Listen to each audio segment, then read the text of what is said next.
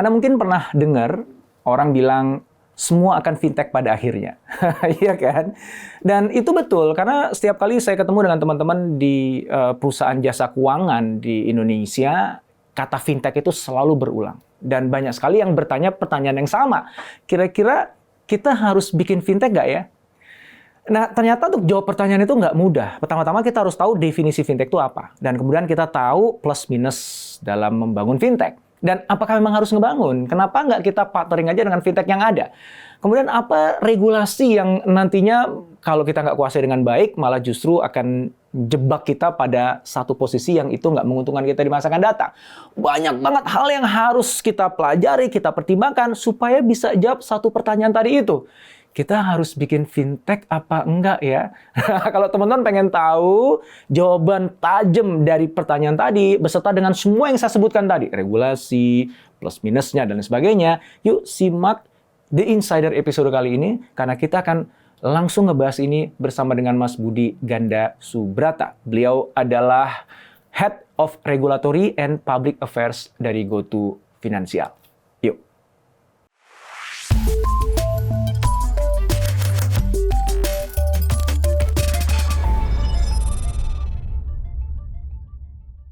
Mas Budi, sekarang kita mau ngomongin tentang fintech sebagai industri. Ya. Karena yang lagi seru nih, saya punya klien, ada multi-finance, ada banks, ada insurance company, itu kan dalam satu industri ya, industri financial services ya, gitu. Dan hampir semuanya ketika ngobrol, diskusi gitu ya, termasuk ketika lagi nyusun strategic planning, itu nggak mungkin nggak nyebut kata fintech. Oke. Bahkan ada apa ya omongan bahwa semua akan fintech pada akhirnya gitu. Nah, aku pengen kita ngebahas gitu ya. Pertama, apa sih yang dimaksud dengan fintech? Karena itu kayak terminologi yang orang gampang banget omongin. Tapi saya khawatir jangan-jangan persepsi kita atau apa yang dimaksud dengan fintech itu nggak pas dudukannya. Nah, kan jadi kan analisa jadi ngaco dong kalau kayak gitu kan. Nah, sebelum ke sana Mas, aku ingin mulai dari gini. Jadi ini ada perusahaan, it's huge company, yang mengajukan pertanyaan sederhana sebenarnya. Cuman aku agak bingung jawabnya. Dia gini, Pak, apakah kami harus bikin fintech? Nah, itu. Tolong dijawab. Jadi kalau nanti ada nanya ke gue pakai ini jawabannya Mas Budi begini. Sebenarnya itu pertanyaan yang gampang dijawab, tapi juga susah dijawab at the same time. Kalau misalnya dibilang apakah harus bikin fintech, mungkin saya akan reframe pertanyaannya, tapi mungkin jawaban singkatnya adalah iya. Nah, dan saya akan jelaskan kenapa, tapi sebelum itu saya balik lagi ke pertanyaan Pak Indrawan. Yang pertama, definisi. Karena konotasi fintech itu bisa berbeda-beda kan. Ada yang bilang fintech itu adalah sebenarnya perusahaan jasa keuangan yang menggunakan teknologi. Ada perusahaan, ada yang definisi bilang bahwa itu a technology first financial services company. Ada yang bilang ini adalah perusahaan yang inovasi tidak diatur. Jadi tidak masuk dalam ranah aturan BI maupun OJK di Indonesia. Bahkan ada yang konotasinya begitu dengar kata fintech, konotasinya adalah ilegal. Pinjol ilegal gitu. Jadi kita harus lurusin dulu nih. Kalau buat saya fintech itu sebenarnya sudah ada dari tahun 80-an 90-an. Mesin ATM itu fintech. Mesin EDC itu fintech. Bank waktu mereka bikin mobile banking menurut saya itu adalah fintech. Jadi fintech pada dasarnya adalah aktivitas sektor jasa keuangan yang di-enable oleh teknologi. Nah, balik lagi ke pertanyaannya, apakah kita harus bikin fintech? Jawabannya iya. Kenapa? Karena dengan teknologi dan inovasi yang semakin berkembang, kita bisa melakukan segala macam itu menjadi lebih cepat, lebih aman, lebih murah, lebih handal, lebih accessible. Apapun yang impact positif dari teknologi itu bisa dihasilkan, gunakanlah untuk kebutuhan bisnis financial services tersebut. Jadi kalau misalnya ditanya, apakah kita harus bikin fintech atau apakah kita harus menjadi fintech? Jawaban singkatnya iya. Tapi dengan konteks bahwa kita harus bisa mengutilize teknologi untuk membuat produk dan services kita menjadi lebih baik. Sebenarnya kalau itu definisi dari fintech, sebenarnya semua perusahaan finansial sekarang harusnya udah fintech. Karena hampir semua perusahaan finansial sekarang, apapun itu ya, bank, insurance, ataupun multi-finance itu udah pasti pakai teknologi. Minimum punya mobile banking atau app untuk ngebantu asuransinya, bayar premi, dan lain sebagainya kan. So, berarti ya memang itu fintech dong gitu. Betul, tapi fintech itu juga ada konteks zamannya. Ya, gimana? Nah, misalnya kayak kita ngomong tahun awal 2000-an lah, waktu mobile banking pertama kali. Pada saat itu mobile banking itu adalah suatu inovasi dan sesuatu yang baru gitu. Makanya tadi saya sebutkan bahwa itu adalah fintech karena ada elemen inovasi di situ. Nah, fintech zaman sekarang itu juga ada elemen inovasi di mana fintech itu melakukan mungkin bank-bank atau sektor jasa keuangan, layanan jasa keuangan lainnya itu yang belum mereka lakukan hari ini. Makanya fintech itu langsung muncul dan highlighted banget karena mereka melakukan sesuatu yang belum dilakukan sebelumnya. Dan saya kasih contoh, misalnya perusahaan fintech lending atau lebih dikenal dengan pinjol. Fintech lending itu sebenarnya inovasi yang mereka lakukan apa sih? Dulu kita kalau misalnya mau menerima pinjaman atau misalnya kredit mikro dan lain sebagainya, lendernya itu biasa siapa sih? Bank, multi finance. Tapi sekarang muncul fintech lending atau bisnis modelnya itu peer-to-peer lending, di mana kita bisa menjadi platform mempertemukan pemberi pinjaman dan peminjam. Nah, inovasinya di situ kita membuat platform di mana kita bisa mengumpulkan pemberi pinjaman dari retail market ke peminjam yang mungkin dalam hal ini sifatnya petani, peternak, UMKM yang memang butuh pinjaman yang kalau misalnya mereka mau pinjam dari bank itu dalam tanda kutip lebih susah karena mereka tidak punya kredit history dan lain sebagainya. Oke, kalau itu tuh very obvious bahwa itu pasti fintech. Kenapa? Karena bisnis modelnya unlike traditional financial services, nggak kayak bank, nggak kayak multi finance, nggak kayak insurance company gitu kan. Jadi ini makhluk baru nih. Sehingga kalau ada makhluk baru, ini bank bukan, asuransi bukan gitu, multi finance bukan. Ya udah kasih nama jebret fintech gitu ya. Nah tapi itu kan jadi berbeda dong dengan bank yang kemudian adopsi teknologi gitu. Nah misalnya gini. Hampir semua bank sekarang kan punya bank digital, versi digitalnya kan. Bank BCA dengan Blue-nya, Mandiri dengan Livin-nya, dan lain sebagainya gitu. Nah, apakah Blue dan Livin itu fintech?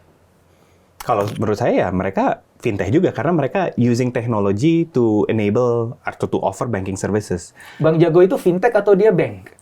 Mereka fintech dan bank juga. Sama seperti sebelumnya.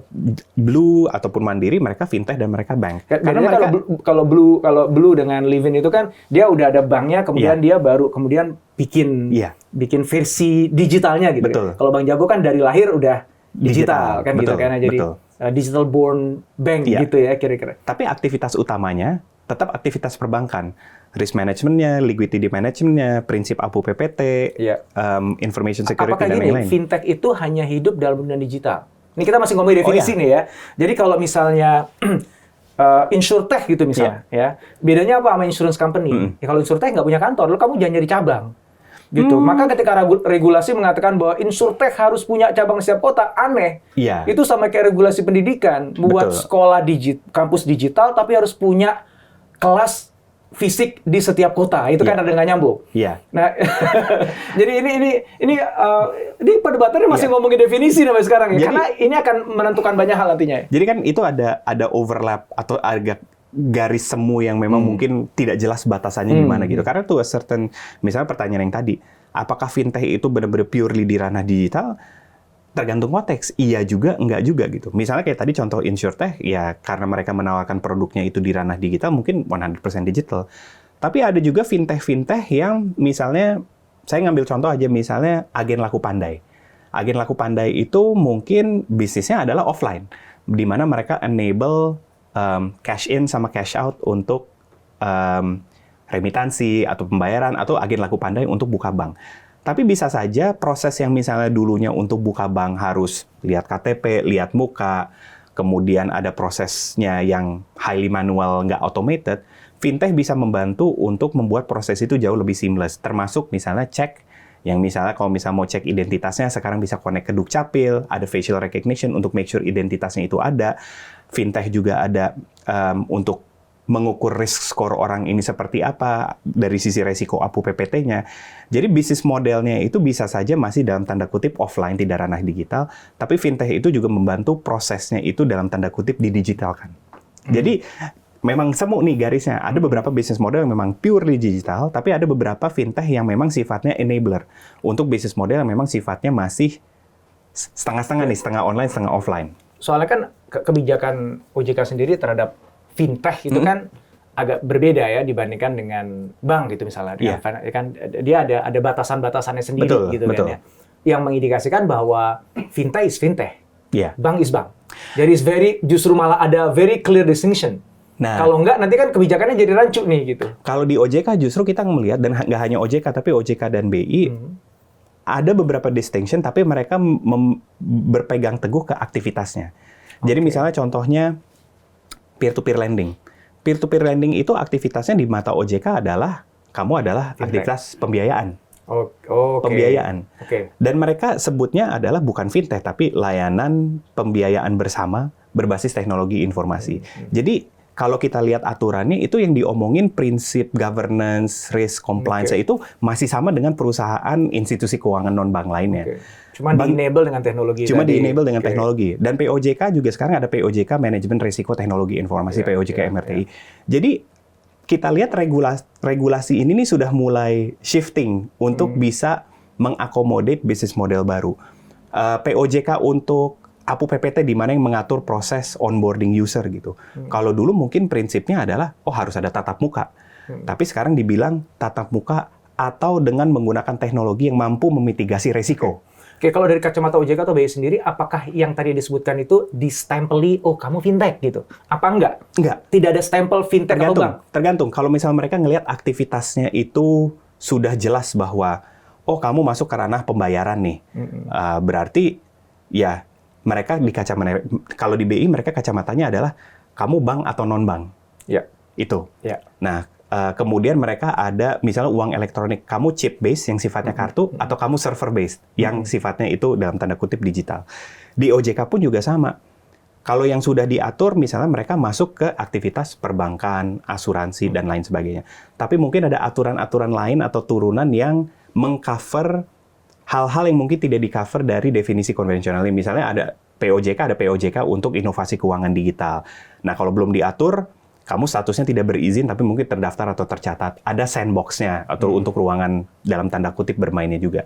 Jadi, regulator pun juga sudah melihat bahwa ini adalah bisnis model baru dan harus dirangkul nih.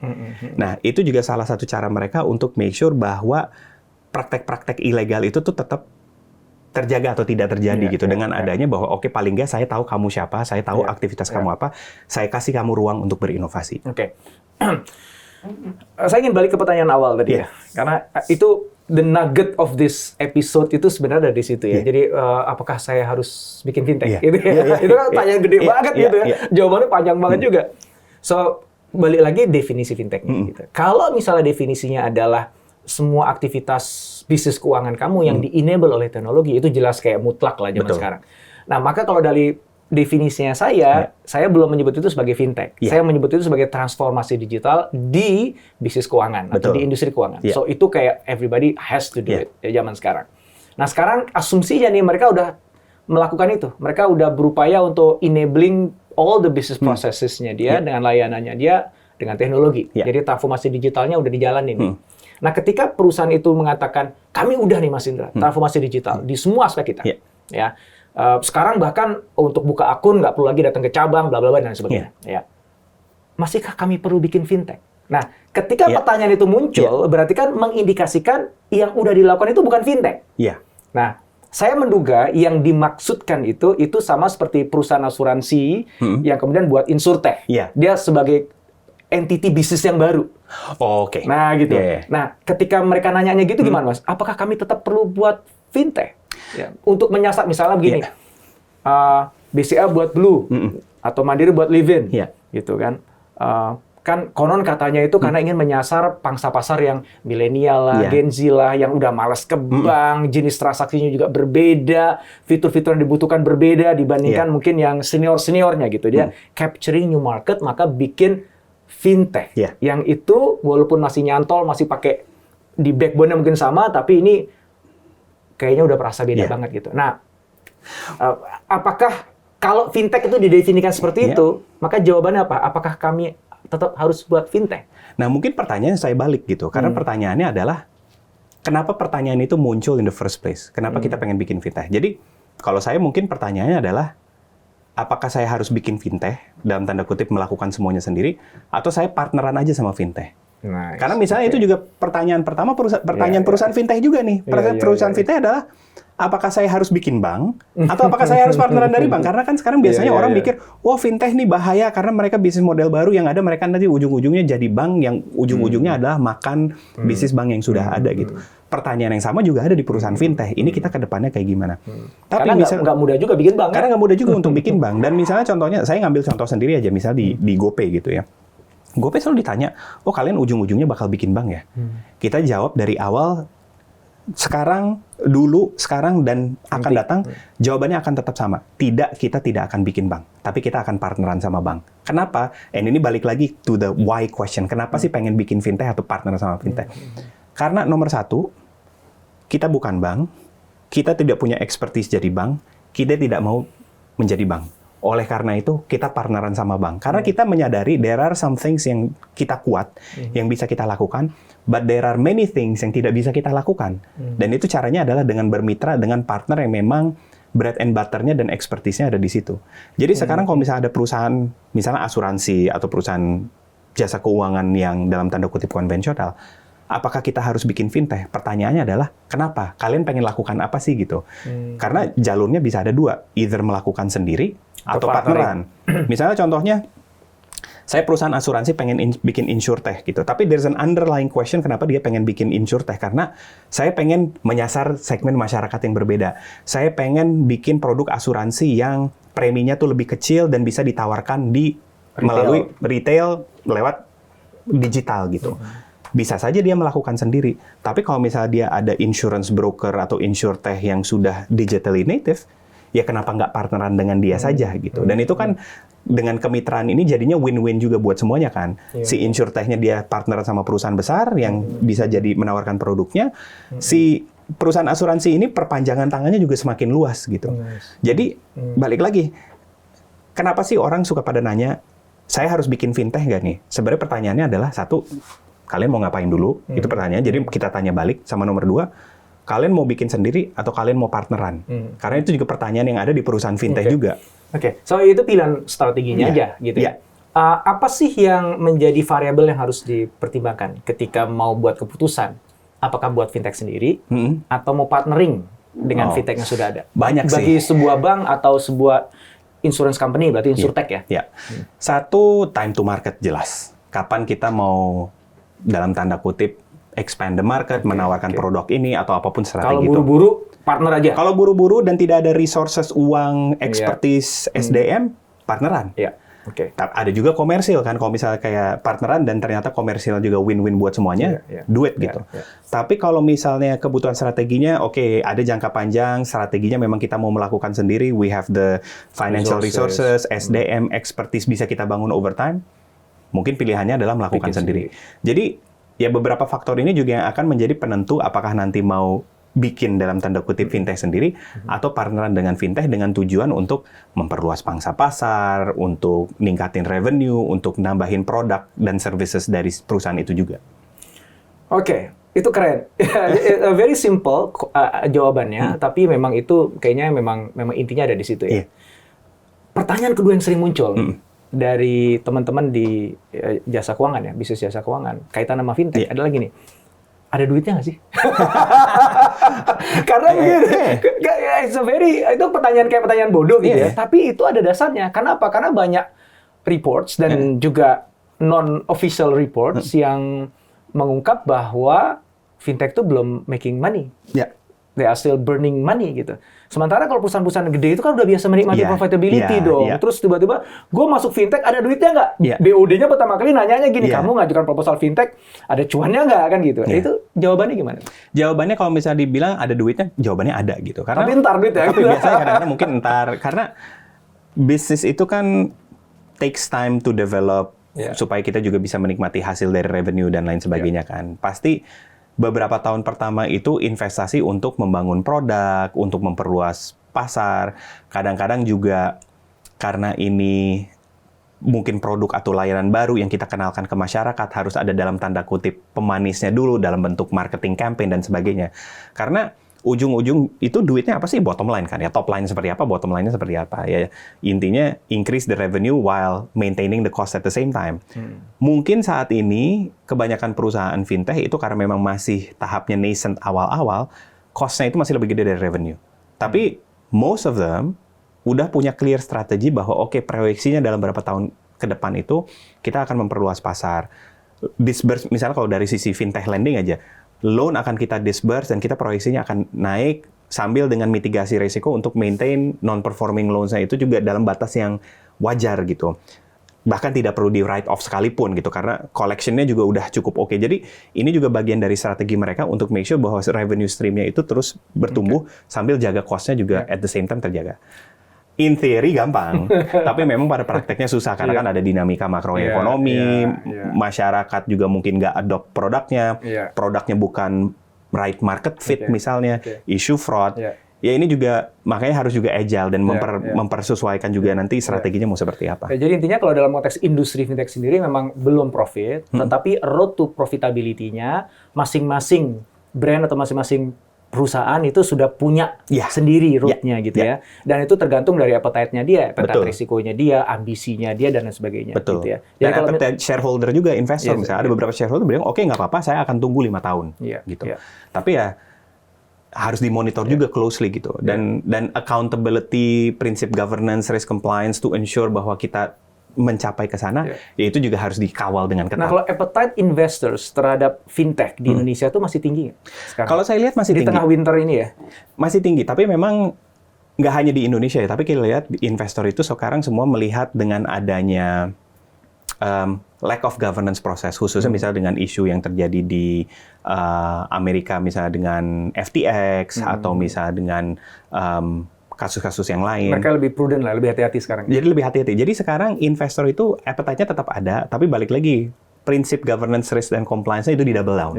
Pasti juga akan mereka ngelihat, oke, governance proses kalian kayak gimana, risk management kalian kayak gimana, compliance proses kalian kayak gimana. Karena saya selalu merasa bisnis fintech, ujung-ujungnya adalah bisnis financial services kan, yang di-enable sama teknologi. Jadi, ini bisnis all about trust, karena trust itu trust itu susah didapetin, mudah dihancurkan. Mudah dihancurkan. Nah, untuk ngejaganya kayak gimana ya, this whole governance process juga harus kuat. Gitu. Artinya, potensi cuan di industri finansial, khususnya fintech, itu masih besar. Buktinya, investors masih mau untuk invest di tengah winter saat ini, gitu ya. Investor masih mau dan juga addressable marketnya masih luas karena Indonesia kita populasi yang relatif muda. Kalau misalnya kita lihat market yang udah mature seperti China, India, Amerika, Eropa gitu. Kalau misalnya lihat GDP growth-nya kan memang udah, saya nggak bilang stagnan tapi ya udah segitu. Sedangkan Indonesia itu kayak hockey stick lagi tumbuh nih. Dan kita lihat awareness terhadap teknologi, infrastruktur juga semakin kuat gitu. Jadi kalau misalnya infrastruktur lebih kuat, kalau kita ngomongin makroekonomi, produktivitas juga semakin meningkatkan. Jadi ini Indonesia adalah negara yang memang berkembang dan developing. Nah, karena itu ya sebenarnya potensinya juga masih besar. Kalau tadi pilihannya adalah bikin sendiri fintech atau kerjasama partnering dengan fintech yang sudah ada, apakah hitung-hitungan business viability-nya lebih dekat ke profitability ketika kita milih ke partnership karena nggak harus ada sunk cost besar untuk building the fintech dari nol? Biasanya kalau sebuah perusahaan itu kan mereka pasti ada selalu dua dilema kan, growth atau profitability. You can get profitability in the long run, tapi mungkin kalau misalnya kita fokusnya ke growth, mau nggak mau expenses-nya juga lebih besar gitu. Jadi itu tergantung strategi dari masing-masing perusahaan sih. Kalau misalnya mereka mau partneran, salah satu faktor yang tadi saya sebutkan adalah mungkin time to market. Saya pengen delivery ini cepat gitu. Ya mungkin salah satu shortcut-nya adalah partneran gitu.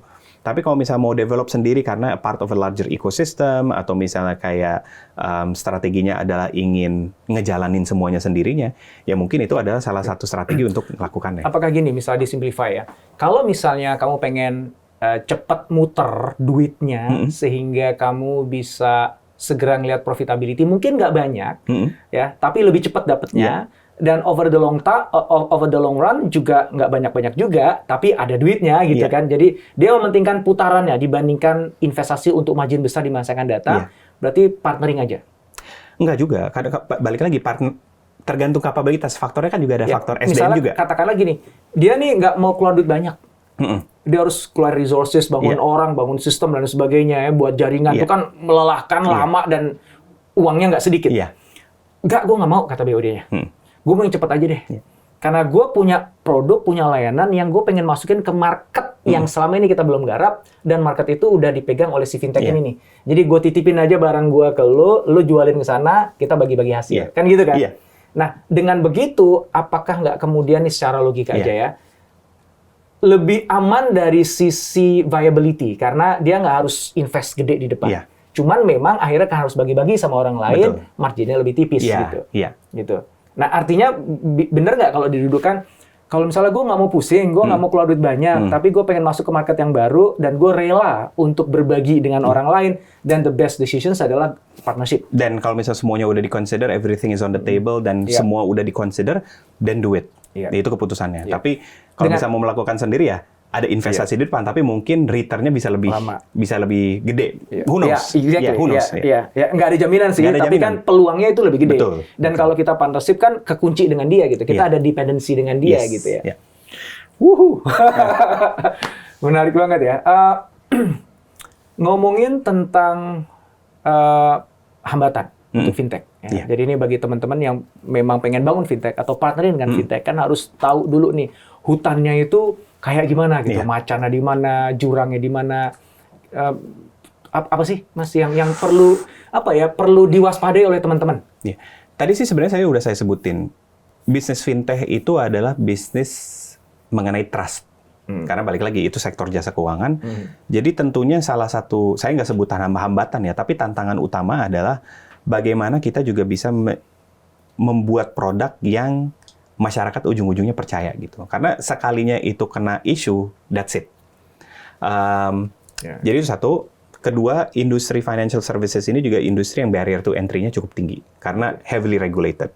Nah, ada pocket-pockets di mana inovasi itu bisa dilakukan karena belum regulated. Tapi balik lagi, begitu udah ada exposure ke situ, pasti jadi perhatian. Juga. Jadi akan jadi perhatian.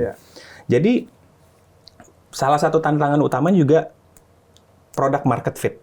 Ini ada isu tantangan apa di Indonesia, saya nggak sebut di Asia Tenggara atau di mana, tapi di Indonesia, yang masyarakatnya itu butuh produk layanan keuangan yang tidak dapat ditawarkan oleh services-services yang udah ada. Karena kan ada bank, ada multi finance, ada perusahaan asuransi. Ini kekurangan mereka apa sih gitu, sehingga masyarakat itu mungkin tidak terpenuhi kebutuhannya. Nah, jadi itu product market fit juga. Again, secara teori kalau saya ngomongin kayaknya gampang, tapi mencari produk market fit yang cocok itu tuh susah setengah mati, karena ini produknya tuh bentuknya seperti apa, layanannya seperti apa, apakah ini udah ada aturannya atau belum, kemudian kalau saya mau menjalankan ini, berarti saya harus invest ke governance, risk, compliance, certification, keamanan sistem, dan yang lain-lain. Memang itu bisnis yang capital expenditure-nya juga bisa-bisa tinggi di depan. Jadi memang bisnis fintech ini bukan bisnis main-main. Memang mau nggak mau, prinsip kehati-hatian dan prinsip tata kelola dan prinsip governance dan yang lain-lain itu memang udah harus dibangun di depan sedini mungkin. Dan ini mungkin hal-hal yang kebanyakan fintech itu sering kecolongan. Karena mereka berangkat dari sisi produk, saya pengen bikin produk yang seamless, product experience, UI, UX-nya oke gitu. Tapi balik lagi, kamu menjalankan bisnis fintech. Prinsip tata kelolanya harus kuat, dan ini yang paling sering kecolongan. Dan ini yang ujung-ujungnya bukan jadi hambatan, tapi jadi batu sandungan mereka untuk jadi jatuh. Itu menarik itu. Karena kalau kita bicara startup itu kan move fast, break things ya. Sementara kalau di financial services, once you break once, itu selesai. Kan, gitu. Saya selalu bilang, kalau bisa financial services startup itu move fast, but don't break things. Susah gitu, susah. Oke, sekarang ini kalau ngelihat secara umum ya Mas ya, jadi para pelaku penyedia jasa keuangan, ya baik dari bank, asuransi ataupun multi finance itu lebih banyak ngambil yang mana Mas? Aku agak mundur sedikit ke yang sebelumnya Mas. Kebanyakan mereka ketika memutuskan, oke, kayaknya gue harus go fintech deh gitu ya. Kebanyakan milih yang bikin fintech sendiri atau partnering? Aduh, itu pertanyaan susah. Saya sendiri juga nggak tahu sih gimana. Karena kita juga ngelihat equal portion of partnership. Kita juga ngelihat di mana mereka melakukan sendiri. Misalnya kalau contohnya dulu, ya contoh paling obvious mungkin sebelum zaman Blue atau yang lain-lain, Genius.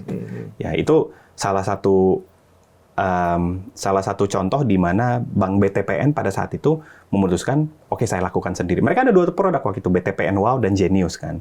Nah Genius ini mungkin bisa dibilang kayak dalam tanda kutip unit fintechnya sendiri di mana mereka memutuskan untuk lakukan.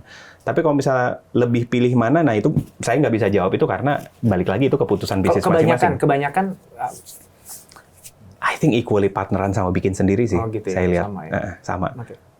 Jadi tergantung, ada banyak faktor yang mereka putuskan lah. Tapi pasti kan harus go fintech ya. Either way, balik lagi go fintech dalam artian you need to utilize technology to improve your services better.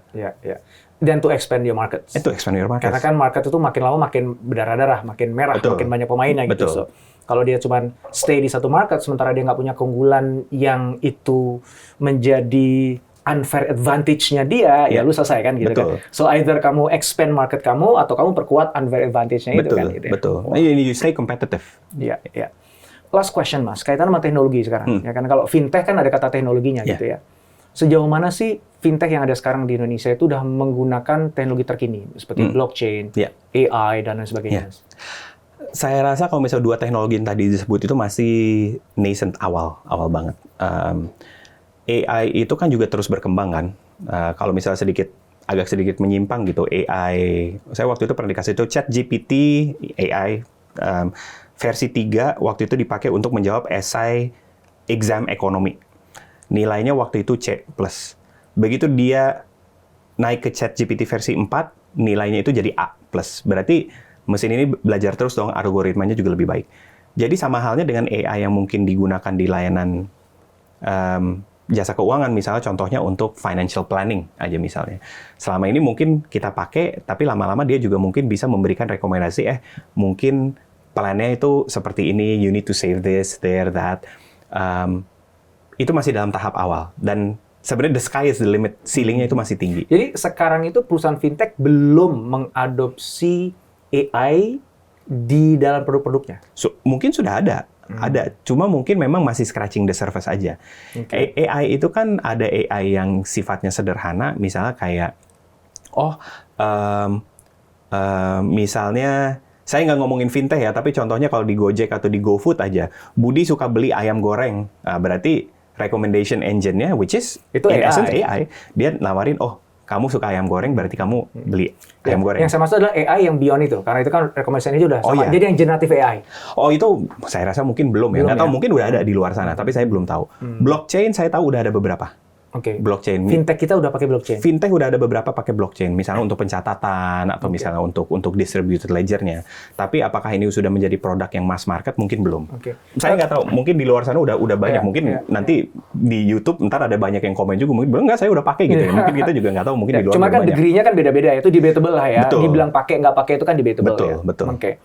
Yang pasti adalah we are going into that directions ya. Semuanya bergerak ke arah sana ya. Ke arah blockchain, ke arah AI. AI itu kan bisa dipakai di back end-nya atau bisa jadi di yang customer facing ya kan gitu kan ya. Dan balik lagi, teknologi itu ujung-ujungnya kayak bagaimana kita bisa utilize teknologi untuk improve proses to offer better services kan. Blockchain itu bisa dipakai misalnya untuk smart contract-nya mungkin bisa dipakai. Kalau AI mungkin ya, tadi recommendation engine itu contoh yang simple lah, tapi bisa kayak financial planning yang lebih oke misalnya, atau membantu untuk expense tracker yang lebih akurat. Jadi implementasi itu bisa macam-macam. Proses itu juga. Underwriting proses juga bisa. Underwriting proses bisa. AI misalnya, itu bantu banget. Kalau misalnya kita lihat credit risk underwriting prosesnya dengan ada AI, kita juga ngelihat data lebih banyak dan dia juga lebih belajar bahwa orang ini repayment history-nya seperti ini, sehingga kita bisa pakai AI untuk increase credit line-nya, misalnya, untuk pinjaman berikutnya. Itu juga salah satu implementasi yang bisa dipakai. So obviously, pasti kita akan bergerak ke sana. Cuman seberapa cepat itu bergerak, kita masih belum tahu. Kita juga belum tahu, karena di industri yang lain juga sama kan. Ini kayaknya orang-orang semua orang lagi pada belajar soalnya. Wait and see, lagi belajar juga. Thank you banget, Mas Budi. Sama-sama, thank you. Belajar banyak saya hari ini. Thank you, makasih udah diundang. GoPay-nya. Sama, terima kasih.